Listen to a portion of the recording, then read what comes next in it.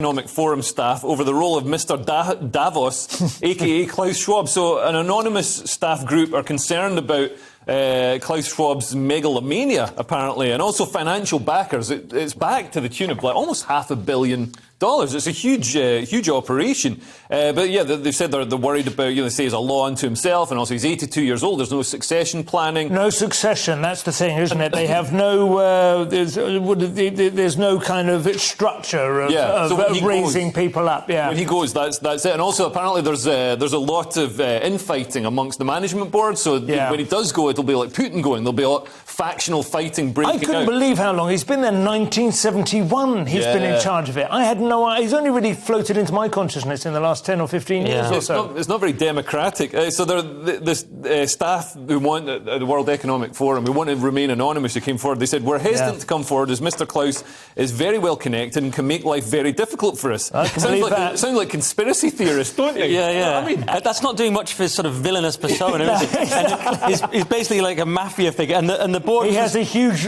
fish tank in the middle of his office. Right. The managing board is described as a viper's nest. And so this story is... I'm torn on this one, Simon, because firstly...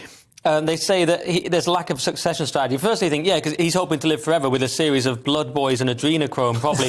But then you think, OK, it's actually good that it will fail because they're saying there is no future beyond Klaus Schwab. You're like, great, because I hate the WEF. But then you read that Tony Blair is tipped to take over, and you go out of the frying pan into just hell, basically. Blair would be terrifying because he would be... There was like that Stephen Fry book called Making History. I don't know if you've ever read that. It was a very entertaining novel in which it was basically go back and kill baby Hitler, and they... to all intents and purposes, that's what they do. But instead of avoiding the Second World War, of course, what happens is that a vastly more intelligent and cunning man comes in who keeps hold of all the Jews in Germany until they've invented the nuclear weapons, and then they detonate one over Moscow, and it's all much worse. Are you calling Klaus Schwab baby Hitler?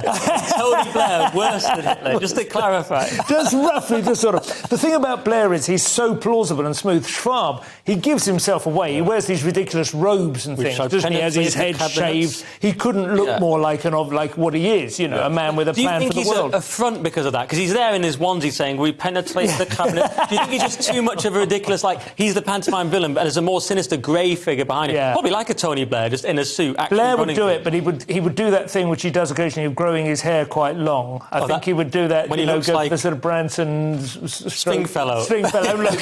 He looks like he's been interned in some prison and hasn't had access to a barber. He is the perfect person to take over in that respect because he was also accused of not having created a successor, wasn't he? I mean, he had that handshake deal with Gordon Brown and he had to, but there was nobody after Brown and they struggled for ages. Did you read the thread on prostitutes going to Davos? Yeah. There was a thread from a prostitute/writer, kind of a higher class prostitute, and she was saying they go to Davos, but the political leaders have no time for them or energy. They're only interested in power. But it's the other people around the event. Right.